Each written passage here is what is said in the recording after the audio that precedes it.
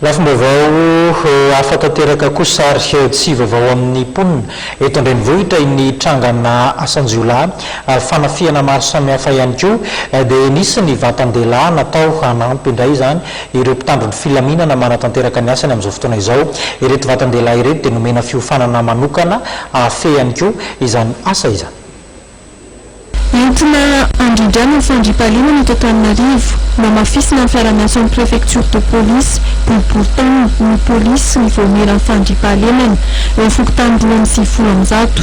Vatan-dehilahy eo amin'ny 710 na 570 isaky ny distrika no nomena fiofanana nanomboka ny 5 Mey lasa teo. Teny amin'ny fokontany no nanaovana sivana azy ireo. Navovona ireo mpikambana dia nomena fiofanana manokana satria mety mizahatra miova arakaraka ny toetra misy anatin'ny firenena. Ka tato ato zany dia nampiasaina ireo voamera fandriam-pahalemana ireo amin'ny tanana ny mpitandro filaminana. Izay ny fokontany no mijery izay olona mendrika sy mana toe-taina amin'ny arakaraka ny code de moralité afaka manao an'izay adidy mikasika amin'ny fiarovana ny fandriam-pahalemana zay.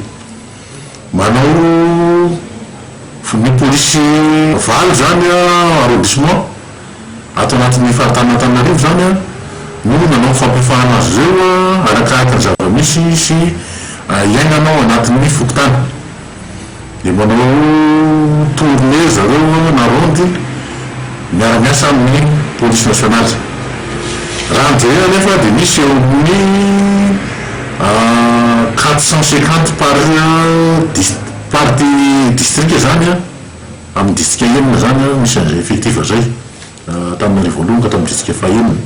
Ny préfecture de police na district ihany no afaka manome lalana amin'ny fampiasana na fanomezana fanampiana ny voamera ny fandriam-pahalemana.